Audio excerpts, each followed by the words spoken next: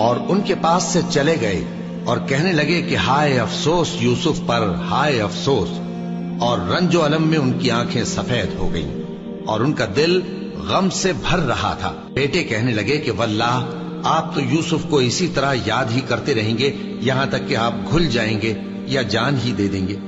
انہوں نے کہا کہ میں تو اپنے غم و اندوہ کا اظہار اللہ سے کرتا ہوں اور اللہ کی طرف سے وہ باتیں جانتا ہوں جو تم نہیں جانتے۔ اے بیٹو، یوں کرو کہ ایک دفعہ پھر جاؤ اور یوسف اور اس کے بھائی کو تلاش کرو، اور اللہ کی رحمت سے نا امید نہ ہونا کہ اللہ کی رحمت سے تو کافر لوگ ہی نا امید ہوا کرتے ہیں۔ پھر جب وہ یوسف کے پاس گئے تو کہنے لگے کہ اے عزیز، ہمیں اور ہمارے اہل و عیال کو بڑی تکلیف ہو رہی ہے اور ہم یہ تھوڑا سا سرمایہ لائے ہیں، آپ ہمیں اس کے عوض پورا غلہ دے دیجئے اور ہم پر خیرات کیجئے کہ اللہ خیرات کرنے والوں کو ثواب دیتا ہے۔ یوسف نے کہا تمہیں معلوم ہے کہ جب تم نادانی میں پھنسے ہوئے تھے تو تم نے یوسف اور اس کے بھائی کے ساتھ کیا کیا تھا؟ وہ بولے کیا واقعی تم ہی یوسف ہو؟ انہوں نے کہا ہاں میں یوسف ہوں، اور بن یامین کی طرف اشارہ کر کے کہنے لگے یہ میرا بھائی ہے، اللہ نے ہم پر بڑا احسان کیا ہے۔ جو شخص اللہ سے ڈرتا اور صبر کرتا ہے تو اللہ نیکوکاروں کا اجر ضائع نہیں کرتا۔ وہ بولے اللہ کی قسم، اللہ نے تم کو ہم پر فضیلت بخشی ہے اور بے شک ہم خطا کار تھے۔ یوسف نے کہا کہ آج کے دن تم پر کوئی ملامت نہیں، اللہ تم کو معاف کرے اور وہ سب سے بڑھ کر رحم کرنے والا ہے۔ یہ میرا کرتا لے جاؤ، پھر اسے والد صاحب کے منہ پر ڈال دینا تو وہ بینا ہو جائیں گے، اور اپنے تمام اہل و عیال کو میرے پاس لے آؤ۔ اور جب قافلہ مصر سے روانہ ہوا تو ان کے والد کہنے لگے کہ اگر مجھ کو یہ نہ کہو کہ بوڑھا بہک گیا ہے تو مجھے تو یوسف کی بو آ رہی ہے۔ وہ بولے کہ واللہ آپ اسی قدیم غلطی میں مبتلا ہیں۔ مگر جب خوشخبری دینے والا آپ پہنچا تو اس نے کرتا ان کے منہ پر ڈال دیا، سو وہ بینا ہو گئے اور بیٹوں سے کہنے لگے کیا میں نے تم سے نہیں کہا تھا کہ میں اللہ کی طرف سے وہ باتیں جانتا ہوں جو تم نہیں جانتے؟ بیٹوں نے کہا کہ ابا ہمارے لیے ہمارے گناہ کی مغفرت مانگیے، بے شک ہم خطا کار تھے۔ فرمایا میں اپنے پروردگار سے تمہارے لیے بخشش مانگوں گا، بے شک وہ بخشنے والا ہے، مہربان ہے۔ پھر جب یہ سب لوگ یوسف کے پاس پہنچے تو انہوں نے اپنے والدین کو اپنے پاس جگہ دی اور کہا مصر میں داخل ہو جائیے، اللہ نے چاہا تو امن و امان سے رہیے گا۔ اور اپنے والدین کو تخت پر بٹھایا اور سب ان کے آگے سجدے میں گر پڑے۔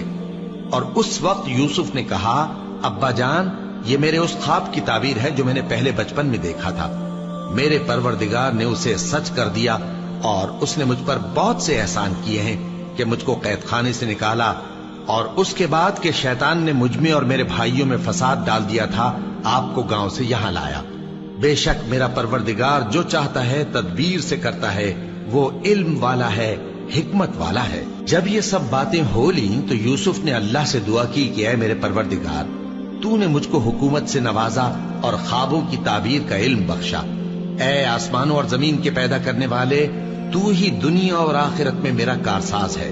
تو مجھے دنیا سے اپنی اطاعت کی حالت میں اٹھائیو اور آخرت میں اپنے نیک بندوں میں داخل کیجو۔ اے پیغمبر، یہ اخبار غیب میں سے ہیں جو ہم تمہاری طرف بھیجتے ہیں۔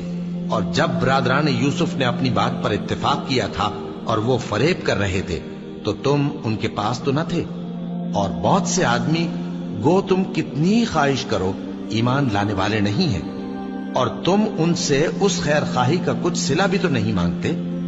یہ قرآن اور کچھ نہیں تمام جہانوں کے لیے نصیحت ہے، اور آسمان و زمین میں بہت سی نشانیاں ہیں جن پر سے یہ گزرتے ہیں اور ان کو نظر انداز کر دیتے ہیں، اور یہ اکثر اللہ پر ایمان نہیں رکھتے مگر اس کے ساتھ شرک بھی کرتے ہیں۔ تو کیا یہ اس بات سے بے خوف ہیں کہ ان پر اللہ کا عذاب نازل ہو کر ان کو ڈھانپ لے، یا ان پر ناگہاں قیامت آ جائے اور انہیں خبر بھی نہ ہو؟ کہہ دو میرا رستہ تو یہ ہے، میں اللہ کی طرف بلاتا ہوں سمجھ بوجھ کر، میں بھی لوگوں کو اللہ کی طرف بلاتا ہوں اور میرے پیراؤ بھی، اور اللہ پاک ہے اور میں شرک کرنے والوں میں سے نہیں ہوں۔ اور ہم نے تم سے پہلے بستیوں کے رہنے والوں میں سے مرد ہی بھیجے تھے جن کی طرف ہم وہی بھیجتے تھے۔ کیا ان لوگوں نے ملک میں سیر و سیاحت نہیں کی کہ دیکھ لیتے کہ جو لوگ ان سے پہلے تھے ان کا انجام کیا ہوا؟ اور متقیوں کے لیے آخرت کا گھر بہت اچھا ہے۔ کیا تم سمجھتے نہیں؟ یہاں تک کہ جب پیغمبر نا امید ہو گئے اور انہوں نے خیال کیا کہ اپنی نصرت کے بارے میں جو بات انہوں نے کہی تھی اس میں وہ سچے نہ نکلے، تو ان کے پاس ہماری مدد آ پہنچی۔ پھر جسے ہم نے چاہا بچا دیا، اور ہمارا عذاب اتر کر گناہگار لوگوں سے پھیرا نہیں کرتا۔ ان کے قصے میں عقل مندوں کے لیے عبرت ہے۔